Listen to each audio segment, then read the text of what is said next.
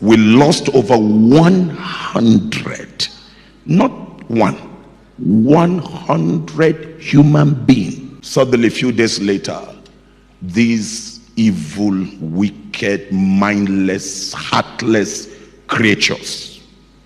So I'm going to lead us on a move. Don't worry, if anybody wants to take me up, I'm ready for them. More news is coming from the political space, and we wouldn't back down from bringing you more of the updates from Nigerian politics and abroad. My name is Angelo Himalayas, and welcome to Nation's Voice Tower.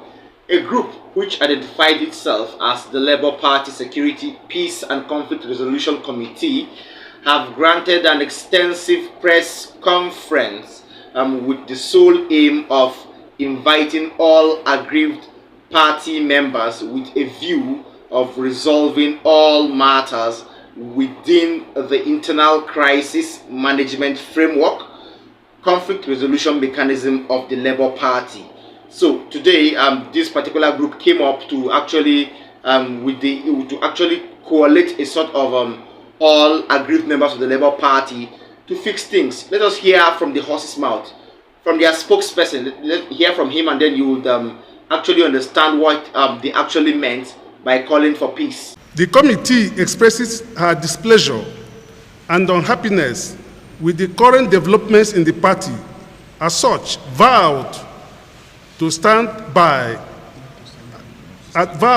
stand by and allow the party disintegrate.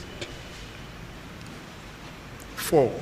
Consequent upon the ugly development in our dear party, we strongly advise all aggrieved party members to shield their thoughts and explore internal conflict resolution mechanism of the party, which this committee has provided.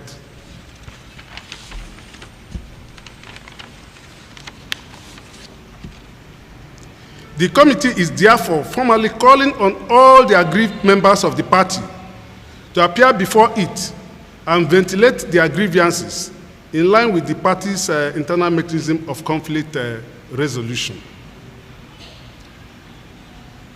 Lastly, without prejudice to the ongoing cases in court, we appeal to all aggrieved members of our esteemed party, the Labour Party, to appear before this committee for equitable settlement of their grievances. Now that the elections are over and other aggrieved members are appearing, we are now calling on all of them. We are also going to send them invitations to now appear before us and set up any developed grievances, because we are going to give them equitable and fair resolution to all. No time is late. All we are trying to do is to restore calm, to restore peace, to restore the oneness of the party, of the Labour Party, being, like I've stated, being the fastest growing party in Africa. We want to leverage on it and call all aggrieved members to shield their sword, to join us in rebuilding whatever has gone wrong. And we are going to give everybody equitable settlement. All right, welcome back. That was the video of the press conference granted by the group which identified itself as the Labour Party Security, Peace and Conflict Resolution Committee. Well, of course, a house divided against itself cannot stand. So the center is shaky, things are falling apart, the center cannot hold. And this can be a step to actually calling for peace in the Labour Party, or calling for a sort of unison in the Labour Party.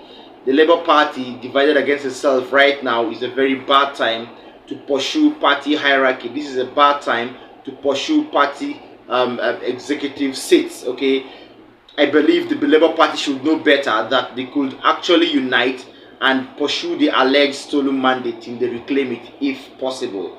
So we would urge the Labour Party to adhere to this group to see what they could do about it. Then now, on another platform, I have on a sad note, Prophet Isa El-Buba, who is the president of the El-Buba Outreach Ministries International, with its headquarters in Jos, Plateau State, Nigeria, in the wake of the ongoing wanton massacre happening in Jos, the Plateau State capital right now.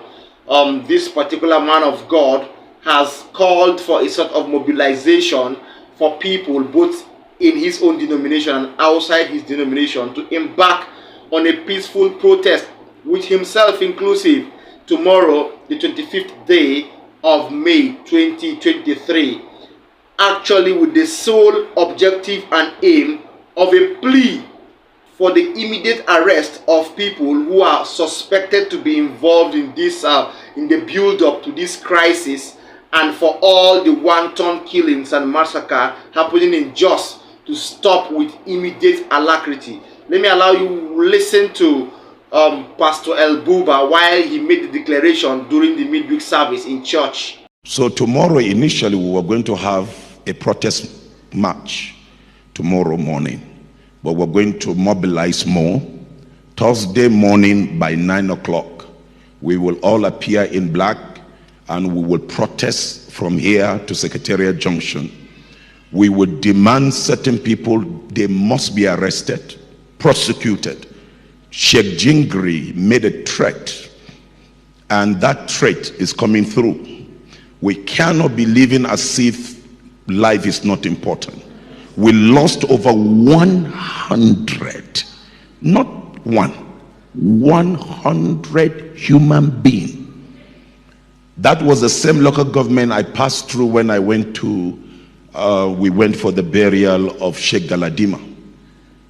And then the same area I passed, there was nothing. Suddenly, a few days later, these evil, wicked, mindless, heartless creatures. So I'm going to lead us on a move. We will go to the street. If you keep silent when your neighbor's house is burning, your own house will catch fire. Are you hearing what I'm saying now? All right. So if you're truly my disciples, you will get other people. We will get on the streets and tell the world we are not silent. You can't overrun us on the plateau. You can't overrun us in the middle belt. And the church of Jesus cannot be intimidated. We are a marching force.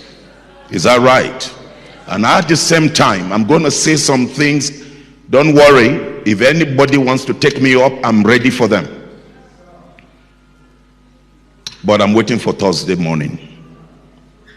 Welcome back. If you're just joining us, this is Still Nation's Voice Tower. I would urge our viewers, of course, if you are incoming, don't forget to tap the subscribe button. If you are already existing subscriber, wow, I would say thank you for all your support over time, and I will urge you to always tap the notification bell so you could get an update from us anytime we drop any.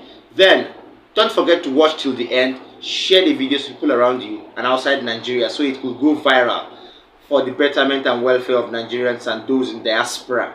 Yes, Pastor El-Buba was doing what a man of God, a clergyman, a cleric will do. Someone who is concerned about the wanton killing, someone who doesn't really feel it is right for these things to go wrong, because lots of elders in Jos, Plateau State, lots of political elder statesmen and so on have seen this and have refused to make one or two comments, even a positive move to stop the wanton killings in Plateau State. People are crying, wailing. Okay, Josites and people from Jos, the inhabitants of Plateau State, are crying. Okay, and this is not supposed to be so. Other states are enjoying a wide range of peace and a high degree of tranquility, but Jos is in pains. Kaduna and Southern Kaduna is also in pains, crying for the wanton killings of parents, children, fathers and mothers alike. So Pastor El-Buba is doing what an old person, what an experienced clergyman, what somebody who is right-minded or right thought inclined should do, please. So we'll see to it that things go as they are supposed to be. Finally, Aisha Yusufu has come on her official channel to give an overview of the issue pertaining to the refusal of the tribunal to actually allow for live streaming of proceedings and a sort of live broadcast and in the ongoing Presidential Elections Petitions Tribunal. Justice Haruna Samani ruled a few days ago that they would hereby not allow a sort of live streaming of events in the court, because they want to really avoid the fact that the proceedings in court are not a sort of dramatic occurrences, or to avoid dramatization of occurrences in the court. And also he termed that he wouldn't really, or the tribunal wouldn't really permit the request of a live stream because it hasn't been made a policy yet. So I would allow you listen from Aisha Yusufu while she gave an overview of everything happening in the Labour Party, talking about the ongoing Presidential Elections Petitions Tribunal and what she feels will be the solution to the ruling of Justice Haruna Samani. She has a second alternative, and I would urge you to listen to Aisha Yusufu, because this particular alternative could be the lasting solution to the prevention of live streams for proceedings in court. Yes, the Appeal Court has ruled on the issue of live streaming of the proceedings of the court. But you know what? There is a reason why the Appeal Court is not the last arbiter of the law. So, fine and good, they have ruled that they will not live stream. But the demands for live streaming of the court proceedings should continue. In fact, must continue. Because there's a Supreme Court out there, and we must let it continuously be known that it is in the interest of everyone to have a live stream. What is the court afraid of? Transparency? There's something that Dele Farotimi said, and I hope I quote him correctly. He said, truth is killed under the cover of darkness. And so, what is the court afraid of? That people will see what is going on? As long as they give justice, and let it be seen to be free, fair, credible, to be seen. The process should be just. That's all people are asking for. Irrespective of what the outcome of the process is. The process must be just. The process that brings justice must be seen to be just. And in this moment, this is not even just about the Nigerian people, fighting for their mandate. It is also about the Nigerian judiciary getting its independence. It is very important. Let's not all forget that. Let's not forget that. Where you have corrupt politicians who say they'll do everything, steal election, kill, maim, and say, go to court. That means they believe they own the court. Let the Constitution now own the courts.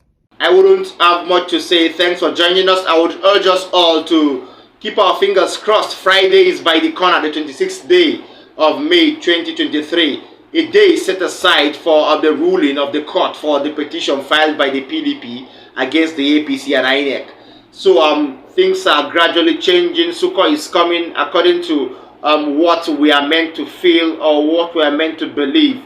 So Aisha Yusufu would always do well by explaining occurrences in court, even though she's not in Nigeria right now, but she's trying her best possible to follow up with issues pertaining to the ongoing Presidential Elections Petitions Tribunal in the Court of Appeal. Thanks for always staying glued to Nation's Voice Tower. I will see you in my next video. Stay tight. Bye.